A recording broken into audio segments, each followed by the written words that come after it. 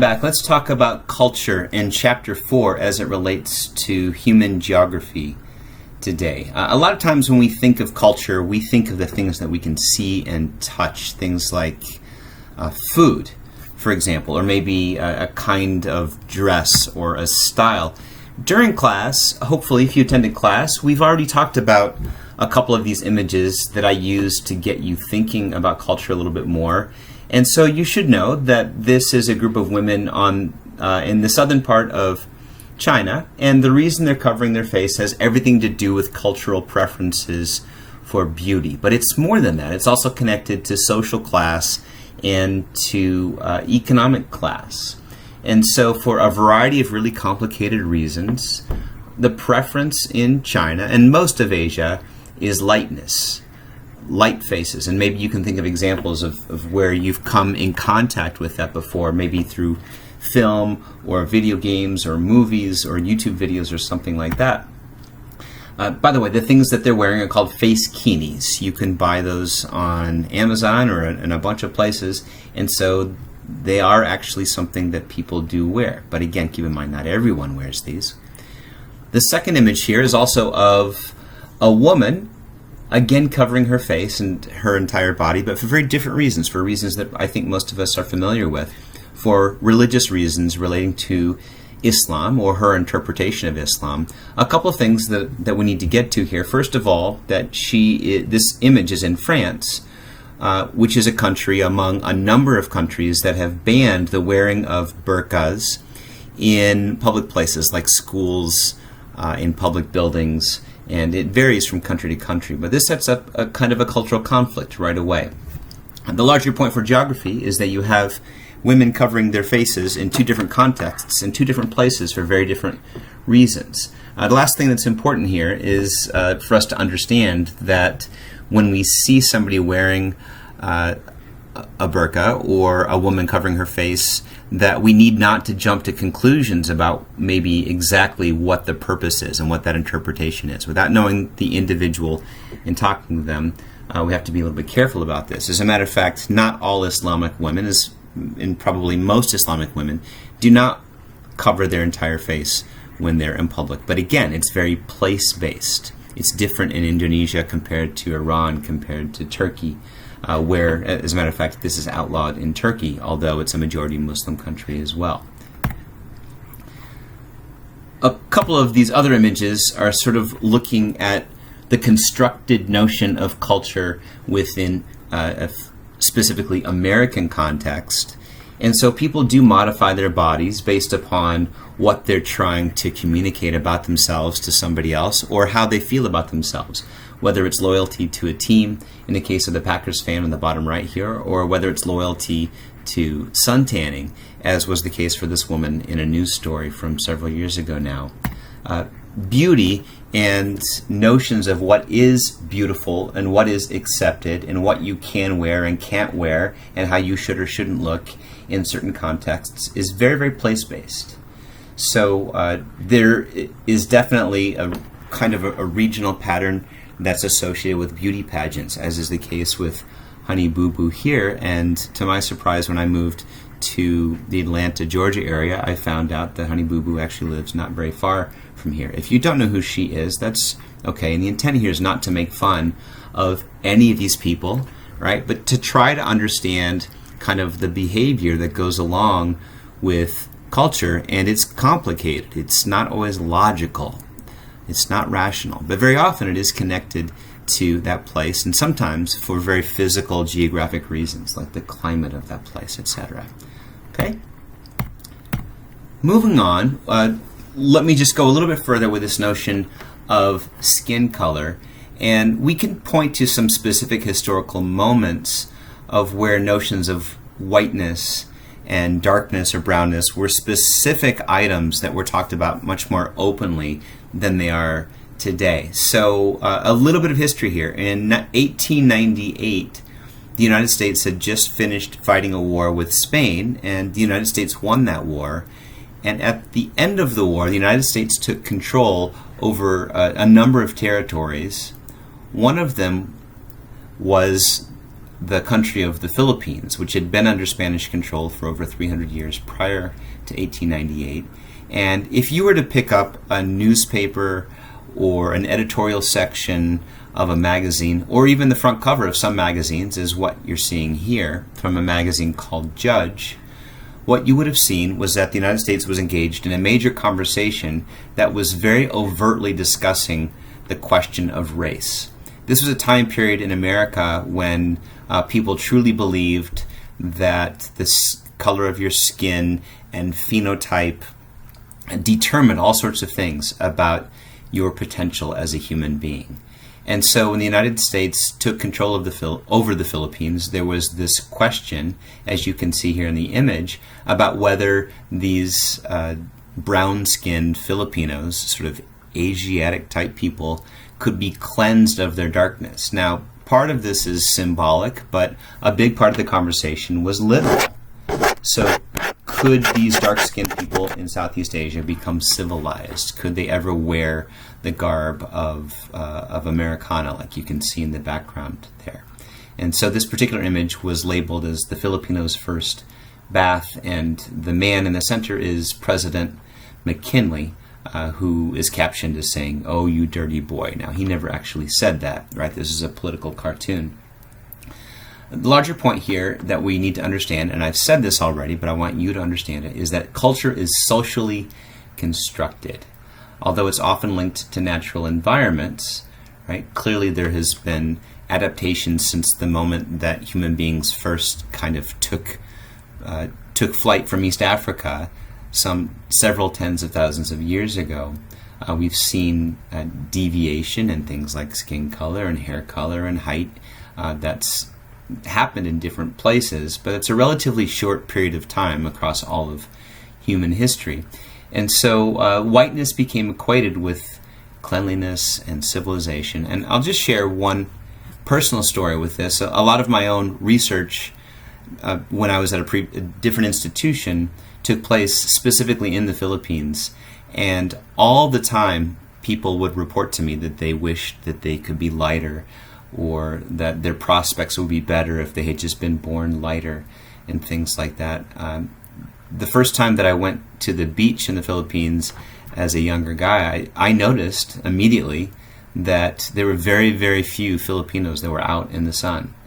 And as the sun would come down and dusk would kind of encroach upon the day, then Filipino kids would start to show up at the beach. And my interpretation at the time was that they just liked to come out when it was cooler, and that's partly true, but most of it had specifically to do with skin tone. Their parents did not want them to get too dark because they'd be disadvantaged. They would be judged for that. And there are a lot of other examples in different parts of the world, but I just wanted to lay this one out specifically because we can see the way that geopolitics and power works and has always worked to kind of construct notions of what is good and what is bad, and what is clean and what is civilized, etc. So let's just do some definitions here. You can write these down. I'm not going to talk about each one of them one by one, but you can begin to see that there are some differences here, right? So we want to make sure we're not confused. A habit can be something that's very personal to you, whatever your habit is. Maybe you stop at Dunkin' Donuts every morning on the way to work, like I do, and don't want to, but it's a habit that's hard to break. That's not necessarily culture. A custom is just a repetitive act of a group. So this could be something that's specific to a classroom, in which a classroom, arrives late or arrives early every day to class and listens to a professor go on and on about something, right? That could be a custom. That's not necessarily culture. Culture is complicated. It's complex. And so here's the definition: a body of material traits, customary beliefs, and social forms that together constitute the distinct tradition of a group of people. Each cultural activity has a distinctive spatial distribution. However, that distinctive spatial distribution is being challenged dramatically under this current period of globalization. Just look around Metro Atlanta and you can see this. There's not necessarily a Chinatown, right, where all things China happen. And there's not necessarily a place that are purely Latino neighborhoods. At one time in American history, that was absolutely the case. And different neighborhoods in different cities were sort of bound by ethnic and cultural markers that were unique to that place. And we see those being broken down today. Enculturation, and this is not in the textbook, so make sure you get this, is the habituation of an individual to normal group practices. It's kind of the learning of culture, even if you're not actively trying to learn it. Immigrants have to go through this process in a much more formal way, or I guess a much more intentional way, than people that are native born to a place. Right? So there's certain things in your culture that are understood by you and people that are of that culture, but very difficult to explain to somebody else. Why? Because you've been enculturated into it, right? You've learned it along the way. But it's not like you can list all of the things in a book and explain it to somebody else in a way that they will fully understand. That's why enculturation is so important, right? Beginning to understand what you can or can't do. When I taught English in Korea, for example, students would always bow to me when they came into the classroom, routinely, every single time. Even if they didn't like me very much, that was just a part of the culture. And so I began to learn to bow to people that were my boss or that were older than me, etc. Right? This is all enculturation. There are a million examples that you can probably think of as well. We can differentiate markers of culture into kind of 2 or 3 different categories. And so let's start with the first one. This is very straightforward. Material markers are those elements of culture that we can see, we can touch, we can smell, and we can taste, right? So food is an obvious material marker.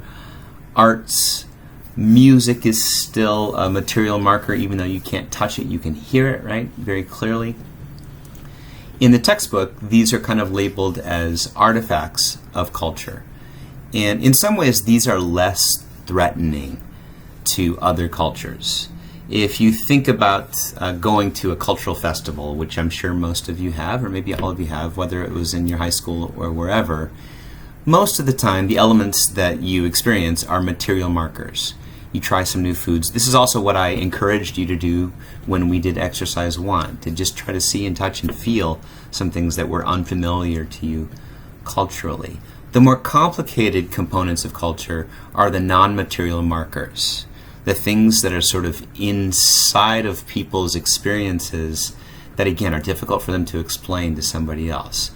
I'll just give one example of that. I'm not Catholic, and I wasn't raised around Catholicism, and I knew very little about it growing up. When I moved to Mexico, almost all of my students were very strictly Catholic, and one of the students that I had invited me to his first baptism. And I said I'll try to make it, but in all actuality, I didn't even know where he lived or anything like that. And so after the weekend ended and he came to class, he was very upset with me.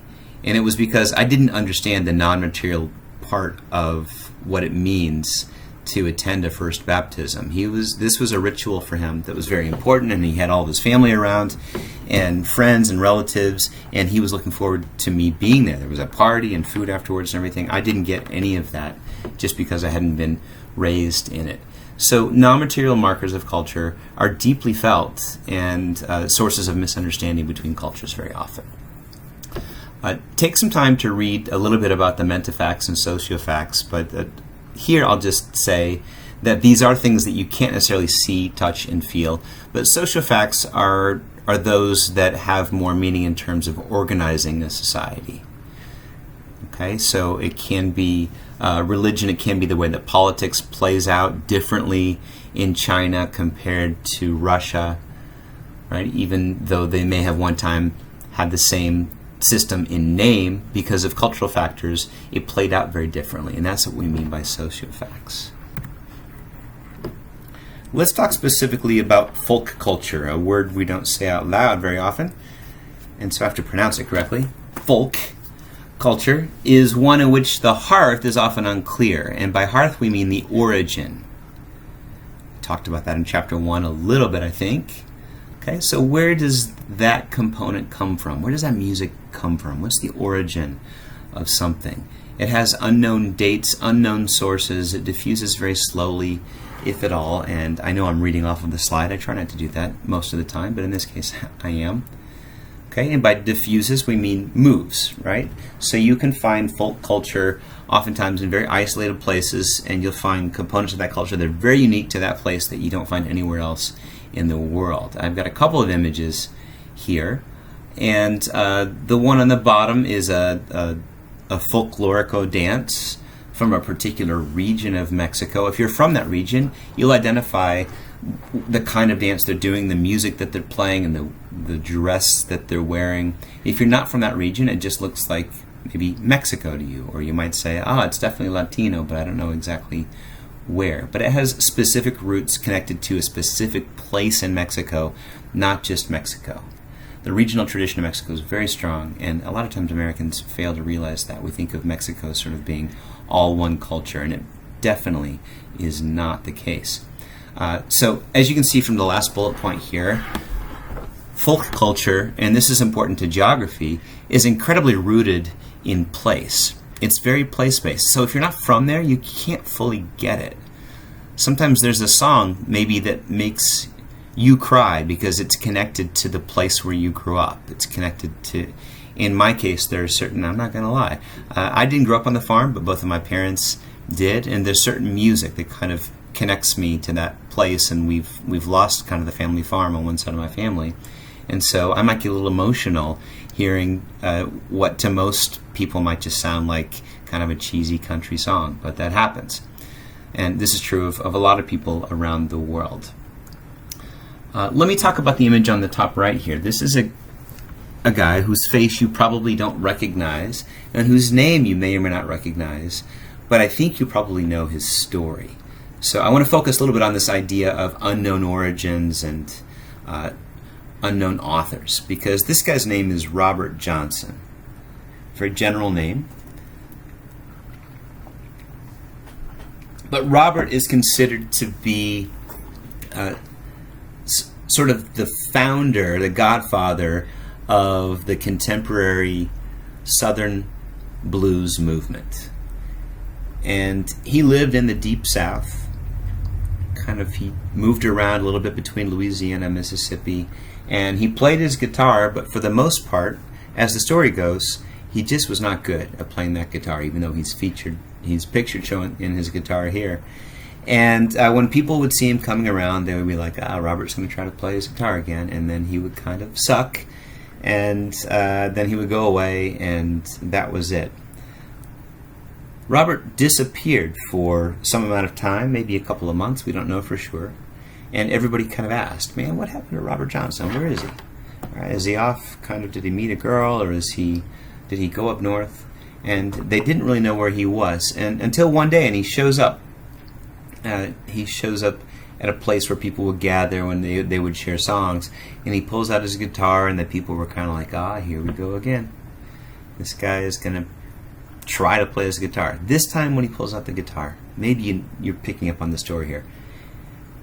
He played music like nobody had ever heard before. His style, his skill, his vocals, it all came together, and people were just sort of captivated by this. So the question becomes, how did he get so good? Think about that for a second. Like I said, you probably heard this story, but maybe you're not connecting it to this particular guy. During the time that he was gone, it wasn't that he practiced, it's that he sold his soul to the devil. And that's the story that followed Robert Johnson for the rest of his life. He had bad luck, but he had huge success and a huge musical career, but it was very short-lived. And he died very, very young under somewhat mysterious circumstances. Now, the reason I'm bringing this up is because this wasn't that long ago, a little over 100 years ago. And yet, we have very few pictures of Robert, and historians still haven't been able to fully figure out exactly where he lived and who he was.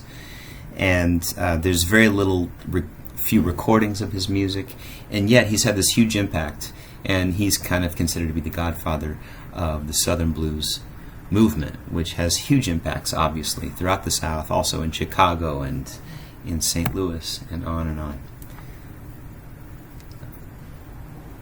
Another couple of examples of folk culture that we have that are kind of very American is this concept of the Amish.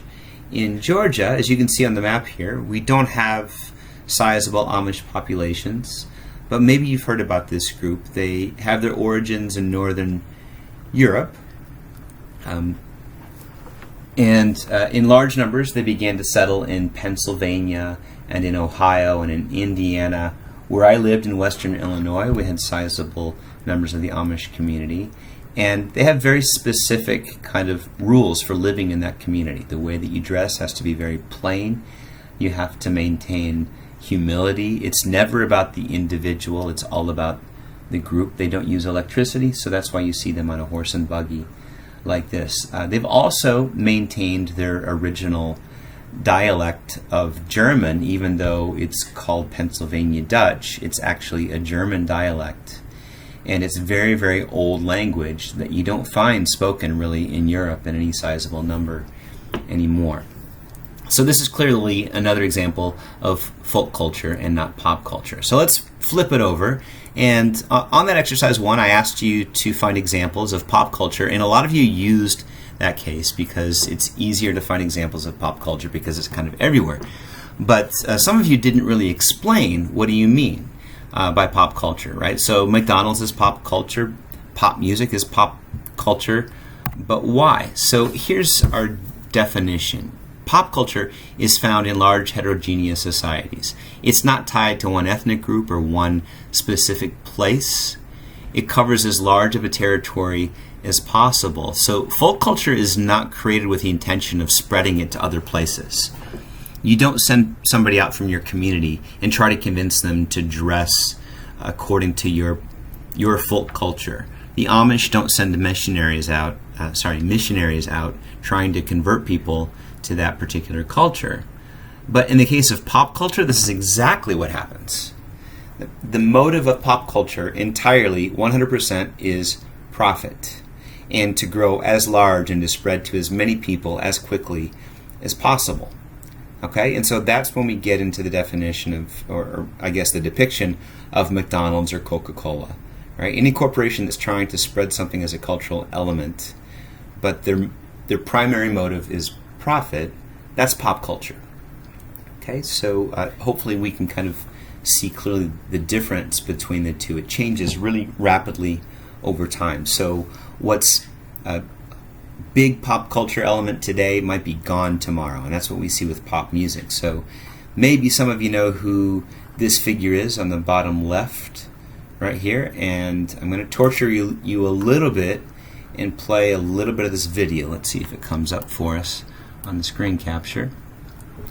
This is a song called Gangnam Style. Does that sound familiar? Now notice the number of views here. 3.4 billion.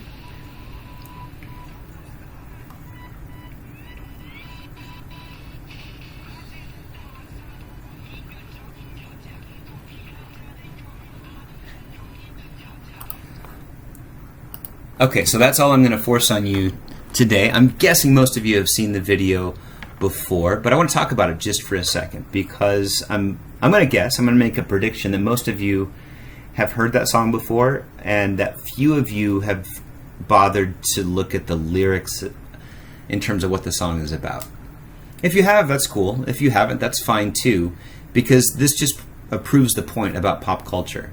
Pop culture is not intending to share its message with you, it's intending to sell you something. So there's more than a little bit of irony because this song actually is a commentary on the culture of Korea, especially kind of wealthy parts of Seoul. And Gangnam itself is a particular neighborhood in Seoul, Korea. It's kind of like the Soho district of New York, or maybe the Buckhead of Atlanta. It's the place where the people with money kind of go and live to show off their wealth. And the singer is actually poking fun at that and saying that Korea has lost its identity and that it's lost its kind of folk culture, if you will, although he doesn't say that specifically.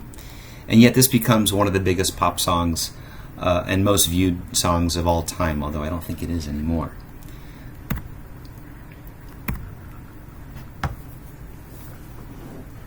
What we do see also is that something that begins as folk culture sometimes can become commodified. In other words, somebody says, there's this element of my culture that I could probably package and I could sell somewhere if I really want to.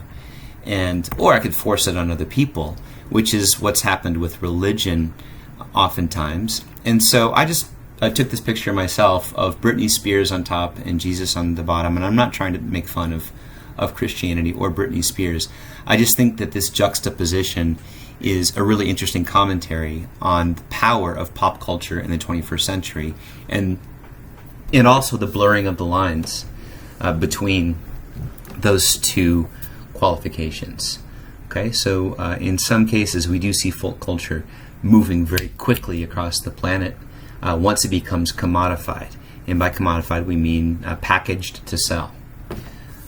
Baseball is also an element of pop culture that moved very rapidly, especially throughout Asia. So baseball has its origins in the United States of America, right? It's the American pastime, but it was fashioned off of the British game of cricket. But Americans wanted something uniquely of their own, and so they changed the rules, they changed the dimensions, they changed the uniforms, they changed everything to make it their own. And then in the aftermath of World War II, the spread of baseball became something very intentional by Americans. And so if you wonder why baseball is so popular in Korea and in Japan and in Taiwan, it's not an accident. Those are places where large numbers of U.S. service members were stationed. We found huge bases, military bases, in Japan, Korea, Taiwan. And when soldiers were sent, they took kind of elements of their own culture with them. And one of the things that happened in Japan in the post-war years was that Americans would reach out and they would want to teach baseball to the youth of Japan to try to kind of heal the wounds that were left over from World War II. And so now you see Major League Baseball players that come from Taiwan, from Korea, from Japan as well. Now, baseball has also become really popular in the Caribbean, but it was not because of military reasons or anything to do with World War II. There's a whole different phenomenon there. So we can summarize it by saying this, that folk culture varies from place to place at a given time, and pop culture varies from time to time at a given place. You can think about that one for a little bit. And I've talked enough about folk music and popular music, I think.